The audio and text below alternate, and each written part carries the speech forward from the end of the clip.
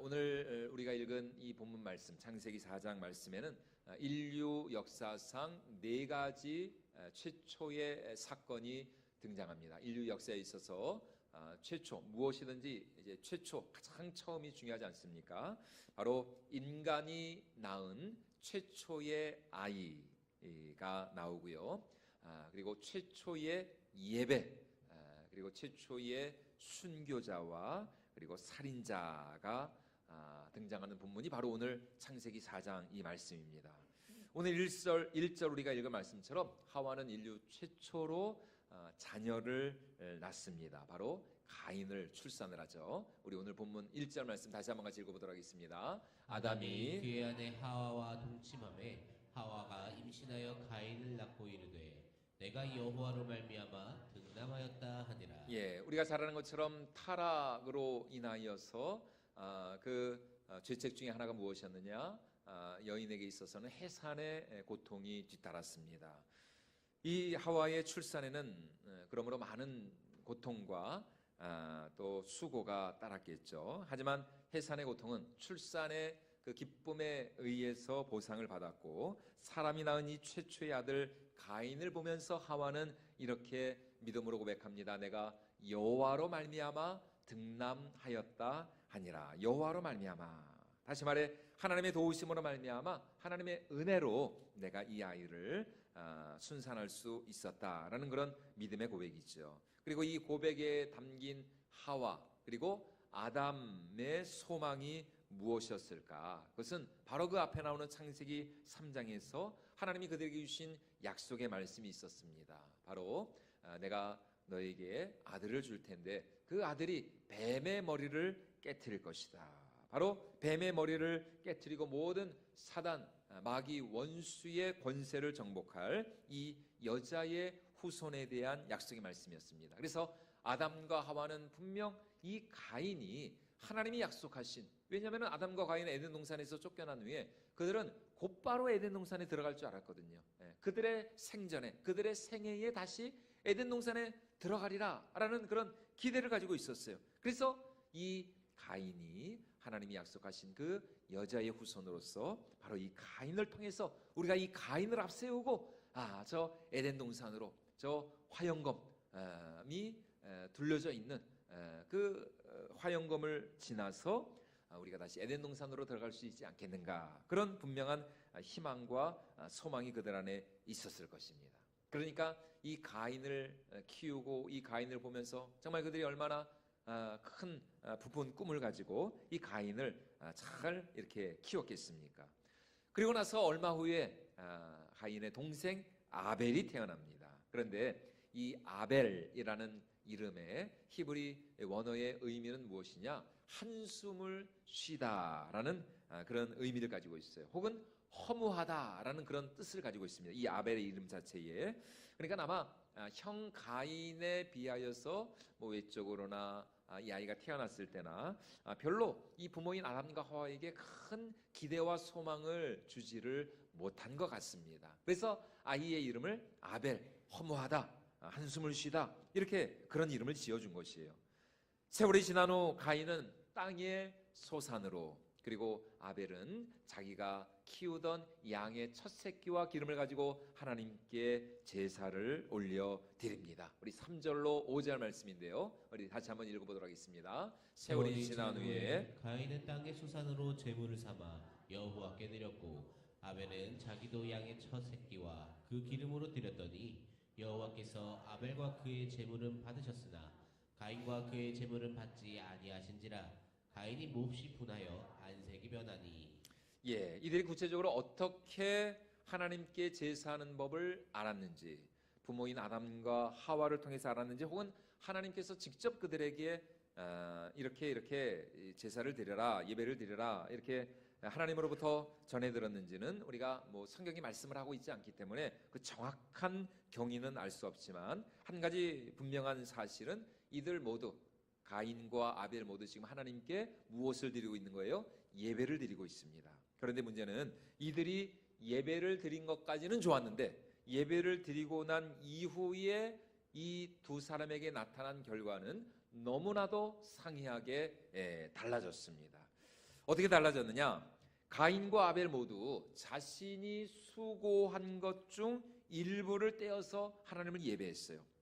그리고 그들 모두가 정말 자기네들 나름대로는 열심히 하나님을 예배한다고 예배했겠죠. 그러나 두 사람 모두의 예배가 우리 하나님으로부터 연락을 받은 것이 아니었습니다. 아벨의 예배는 하나님이 연락하셨지만 가인의 예배는 하나님으로부터 거절을 당하였죠. 여러분, 이것이 의미하는 것이 무엇입니까? 예배라고 해서 다 똑같은 예배가 아니다라는 것이죠. 아무리 똑같은 시간, 똑같은 장소에서 똑같은 형식으로 드려진 예배라 할지라도 하나님이 받으시는 예배가 있고 하나님이 받지 않으시는 예배가 있다라는 것입니다. 아니, 정확하게 말하면은 어떤 사람의 예배는 하나님이 받으시지만 어떤 사람의 예배는 하나님이 받지 않으신다는 것입니다. 이것이 오늘 이 가인과 아벨이 예배가 우리에게 주고 있는 하나의 이 교훈이라는 사실입니다. 자, 그렇다면 왜 하나님이 아벨의 예배는 받으시고 가인의 예배는 받지 않으셨는가? 우리는 그 이유를 4절과 5절에 나오는 이 하나의 특이한 표현을 통해서 우리가 생각을 해볼 수 있습니다. 우리 오늘 본문 4절과 5절 말씀 다시 한번 같이 읽어보도록 하겠습니다. 아벨은 자기도 양의 첫 새끼와 그 기름으로 드렸더니 여호와께서 아벨과 그의 제물은 받으셨으나 가인과 그의 제물을 받지 아니하신지라. 가인이 몹시 분하여 안색이 변하니. 여러분, 무슨 말입니까? 하나님께서는 이들이 드린 예물만 받으신 것이 아니었다라는 것입니다.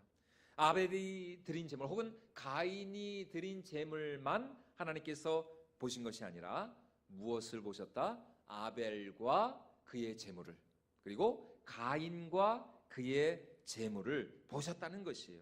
다시 말해 하나님은 예배를 드리는 예배자들이었던 이 아벨과 가인, 그들의 제물만 보신 것이 아니라 그 예물을 드리고 그 제물을 드리고 그 예배를 드리고 있는 예배자의 마음과 중심을, 정확하게 말하면 그들의 믿음을 하나님께서 보셨다는 것입니다. 예전 목사님들은 이제 이 본문을 설교할 때 보통 아벨의 제사에는 피가 있었고 가인의 제사에는 피가 없어서 하나님께서 가인의 제사는 받지 않으시고 아벨의 제사는 받으셨다. 그러면 우리 하나님 육식을 좋아하시는구나. 그래서 목사님들이 그렇게 고기를 좋아하는구나. 뭐 이렇게 생각을 할 수, 물론 뭐 피가 있고 없고 뭐 그게 이렇게 예수님의 또 이제 십자가를 생각하면 어느 정도 뭐 그것이 완전히 틀리다라고는 할 수 없어요. 어느 정도 이제 일리가 있는 말씀이긴 해요. 그런 측면을 아주 부정할 수는 없습니다. 하지만 여러분, 본질은 그것이 아닙니다. 여기서 중요한 것은 하나님이 받으시는 예배, 즉 참된 예배라고 하는 것은 그것이 곡식이냐 새끼 양이냐 혹은 피가 있느냐 없느냐, 여러분, 그런 재물의 문제가 아니라는 것입니다. 그것은 부차적인 문제, 그 다음의 문제예요. 중요한 것은 뭐예요? 그 재물과 예물을 드리는 예배자의 마음, 그 제례자의 그 중심이 지금 얼마나 하나님 앞에서 올바로 서 있느냐라는 것입니다. 그렇다면 지금 가인의 중심, 이 가인의 마음은 어떻습니까? 한마디로 지금 이 가인은 대단히 교만한 마음으로 하나님 앞에 서 있습니다. 조금 더 겸손한 마음이 없어요. 왜냐하면 앞서 말씀드린 것처럼 이 가인은 최초의 인류의 아들이었습니다. 최초의 여자의 후손이었어요. 얼마나 대단한 프라이드, 자부심을 가지고 있었겠습니까? 하나님은 당연히 나를 사랑하셔야 되고, 하나님은 당연히 내 예배를 받으셔야 되고, 하나님은 당연히 내 기도를 응답해 주셔야 한다라고 하는 그런 생각을 가지고 지금 이 가인이 하나님 앞에 예배를 드리고 있는 거예요. 반면 아벨의 예배는 겸손하죠. 왜냐하면 그는 가인처럼 최초가 아니었어요.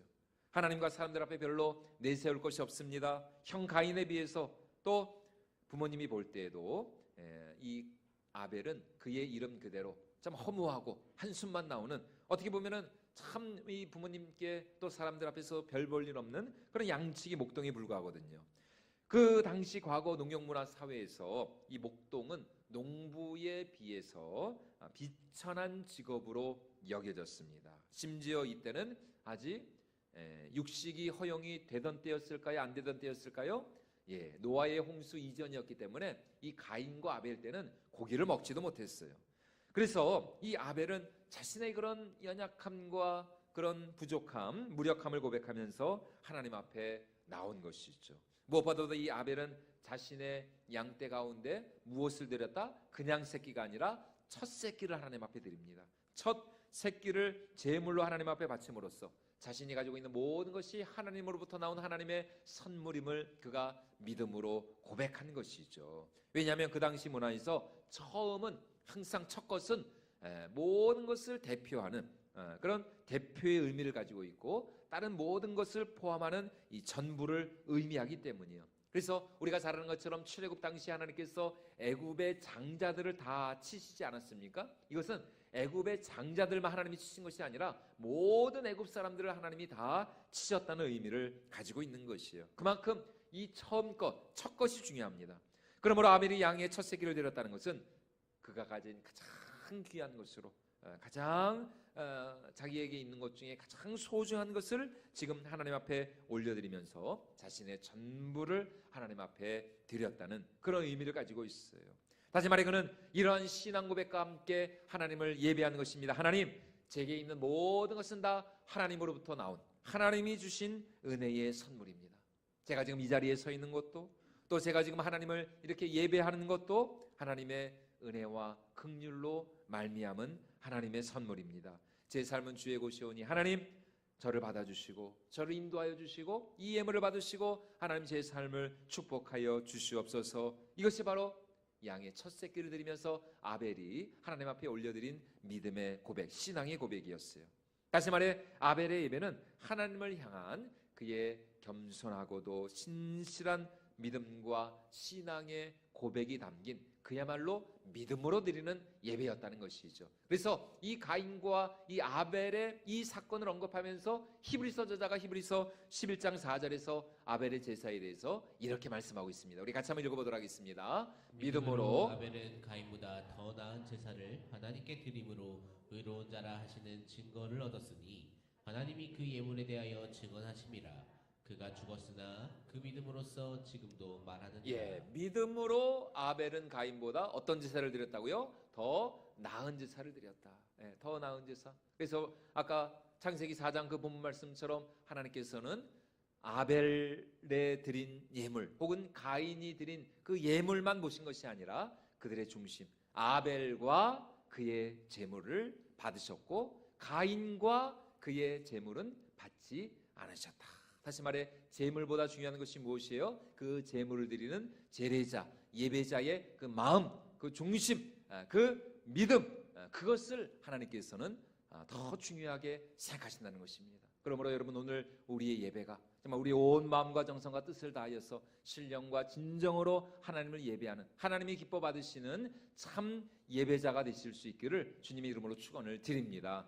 여러분 제물만 드린다고 다가 아닙니다. 내 몸만 나와 있다고 다가 아니에요. 중요한 것은 지금 얼마나 나의 마음과 중심, 내가 지금 믿음으로 이 예배를 드리고 있는가, 믿음으로 이 예배를 드리고 있는가. 여러분 헌금도 마찬가지입니다. 얼마나 많이 헌금을 드렸느냐, 뭐 그것도 중요할 수 있겠죠. 그러나 그것보다 더 중요한 것은 얼마를 헌금한다 하더라도 그 예물 속에 내가 드리는 그 헌금 속에 정말 내 마음이 담겨 있고 내 중심이 담겨 있고 하나님을 향한 사랑이 담겨 있고 정말 주님을 향한 그 믿음이 담겨져 있는 그런 예물, 그런 헌물, 그것이 우리 하나님이 기뻐 받으시고 연락하시는 참된 예배고 참된 헌물이 될 수가 있다라는 것입니다. 여러분 우리가 매주일 주님 앞에 나와 드리는 이 예배와 찬양 그리고 기도 그리고 우리가 올려드리는 헌물 대단히 중요한 것이죠. 그러나 정말 중요한 것은 이 시간 이 예배 가운데 정말 얼마나 우리의 마음을 담아서 우리의 중심을 담아서 우리가 하나님 앞에 나아가는가. 내 안에 정말 하나님을 향한 정말 주님의 얼굴을 뵙고 주님의 음성을 듣고자 하는 그런 간절함이 있는가, 사모함이 있는가 말이죠. 하나님을 경외하는 마음으로 내가 주님 앞에 지금 나아가고 있는가. 정말 그 하나님의 그 거룩하신 그 영광의 임재 앞에서 정말 내 자신이 얼마나 무가치하고 죽을 수밖에 없는 죄인인지를 겸손히 깨닫는 마음으로, 그런 겸손한 마음으로 지금 내가 하나님 앞에 나와 있는가, 아니면은 몸은 지금 이 자리에 나와 있지만 여전히 내 마음과 내 생각은 다른 곳에 세상에 가 있지 않는가. 예배를 드리는 우리의 이 마음과 중심을 하나님께서는 너무나도 귀하게 보신다는 것입니다. 가인의 예배가 어떤 방식으로 거절되었는지, 그리고 아벨의 예배는 또 하나님께서 어떻게 받으셨다는 것인지 성경은 우리에게 분명히 말하고 있지는 않습니다.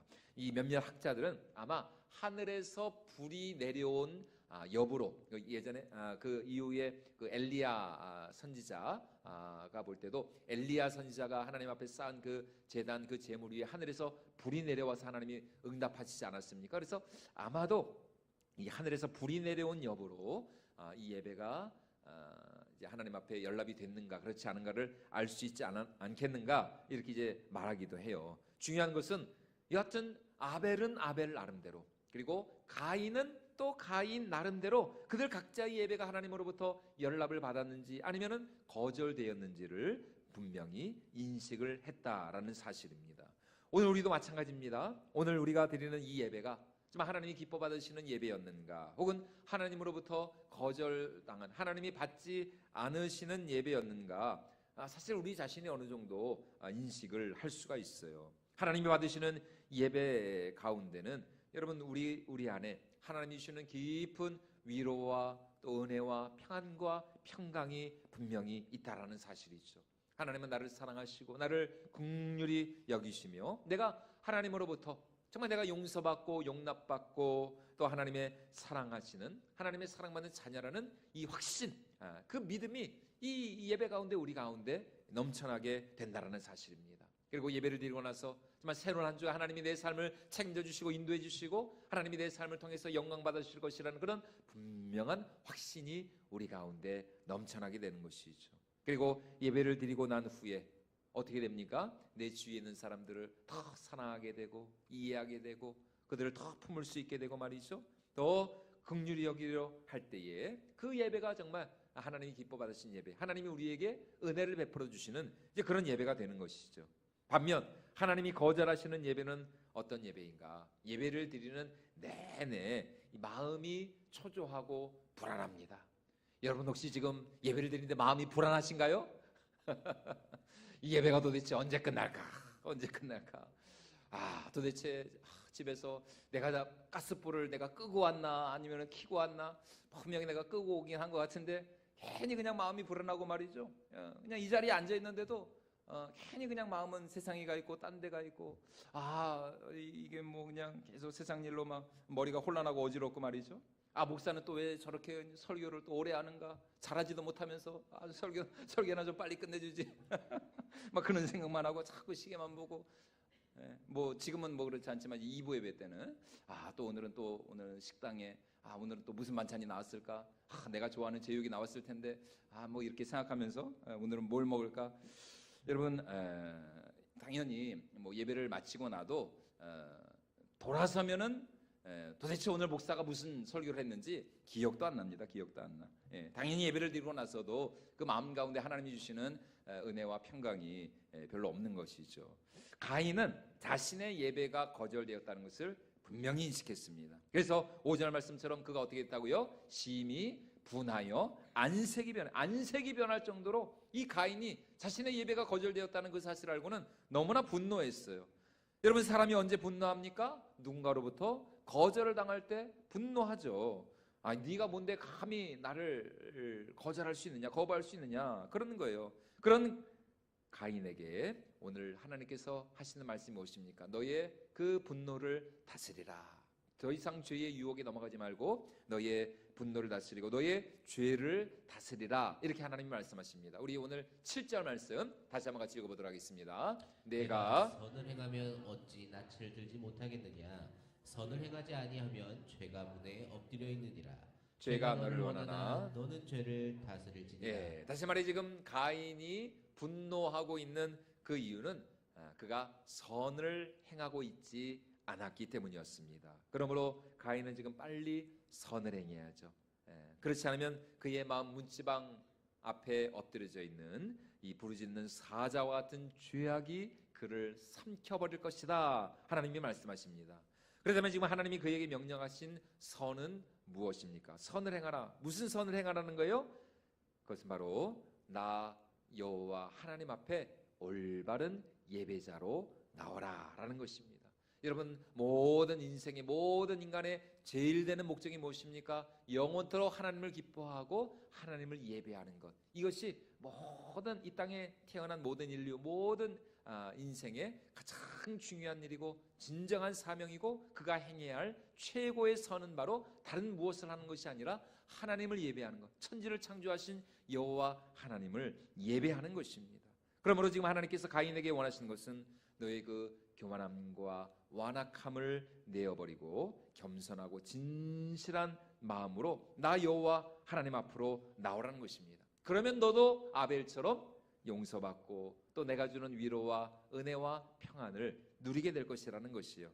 하지만 가인은 그렇게 하지 않았죠. 결국 분을 참지 못한 채 자기 동생 아벨을 들로 데리고 나가서 거기서 이 아벨을 쳐 죽이게 되었습니다. 여러분, 오늘날 세상 사람들에게 있어서 이 교회라고 하는 것은 참으로 이해할 수 없는 공동체예요.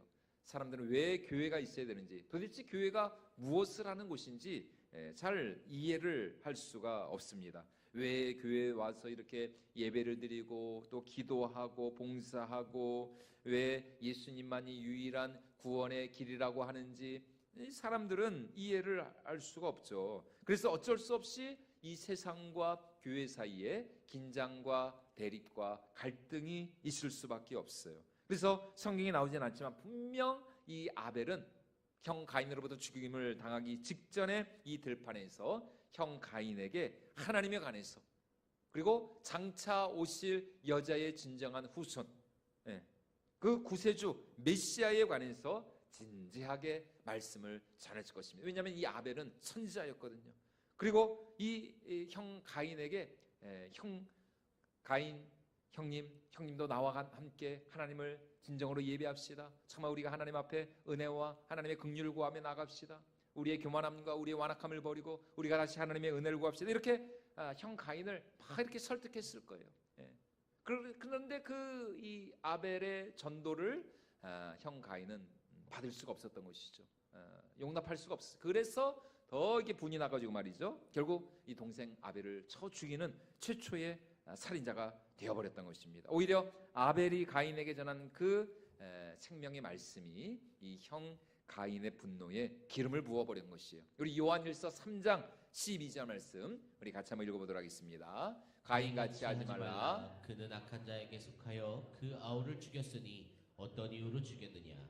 자기의 행위는 악하고 그의 아우의 행위는 의로움이라. 여러분, 가인의 살인의 동기에 대해서 지금 이 요한일서 사도 요한이 우리에게 말씀하고 있는 것이죠. 왜 그가 아우를 죽였다고요? 자기의 행위는 악하고 그 아우의 행위는 의로웠기 때문에. 그러니까 이 가인이 이 동생 아벨 앞에서 말이죠. 이 자신의 이 부끄러움, 자신의 이 추하고 이 더러운 자신의 죄성을 발견하고는 이 참을 수 없는 분노로 인하여서 동생 가인을 그렇게 죽이게 되었다는 것입니다. 결국 아벨은 바른 예배를 드리고 또 바른 생명의 말씀을 전했다는 이유로 죽임을 당한 최초의 순교자가 되었던 것입니다.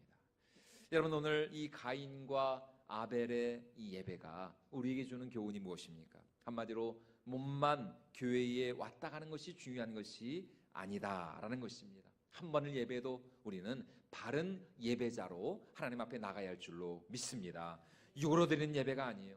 여러분, 우리 예배는 결코 육의 예배가 되어서는 안 됩니다. 우리는 신령과 진정으로 하나님 앞에 나가는 참된 영의 예배, 영적인 예배자가 되어야 할 줄로 믿습니다. 왜냐하면 우리 하나님은 외모를 보시는 하나님이 아니시라, 우리의 겉을 보시는 하나님이 아니시라, 우리의 마음과 중심, 우리의 그 믿음을 보시는 우리 영혼의, 우리 심령의 하나님이시기 때문입니다. 그러므로 우리의 마음과 우리의 정성과 뜻을 다하여서 하나님이 기뻐 받으시는 바른 예배자로, 여러분 이제 2024년도 얼마 남지 않았는데 올 한 해 정말 우리가 남은 시간 더 하나님을 예배하고 경배하면서 하나님이 기뻐 받으시고 하나님이 흠양하시는 우리의 예배가 될 수 있기를 주님의 이름으로 축원을 드립니다. 바로 그때 이 예배를 통해서 또 한 주간에 매일매일 우리의 삶이 하나님이 기뻐 받으시는 거룩한 산제사가 될 수가 있는 것이에요. 그것이 로마서 12장 1절에서 사도 바울이 우리에게 주고 있는 말씀입니다. 우리 같이 한번 읽어보도록 하겠습니다. 그러므로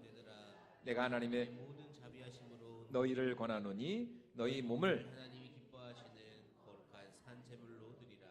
이는 너희가 드릴 영적 예, 우리 다시 한번 같이 읽어보도록 하겠습니다. 그러므로 형제들아 내가 하나님의 모든 자비하심으로 너희를 권하노니 너희 몸을 하나님이 기뻐하시는 거룩한 산 제물로 드리라. 이는 너희가 드릴 영적 예배니라. 아멘. 예, 우리가 이 주일 주님 앞에 나와서 신령과 진정으로 우리의 마음과 중심을 다하여 예배를 드릴 때에 한 주간 우리 매일매일의 삶 속에서 우리의 이 몸으로 우리의 이 육신으로 하나님이 기뻐 흠양하시는 거룩한 산 예배, 살아있는 영적인 예배를 드릴 수가 있다라는 것입니다.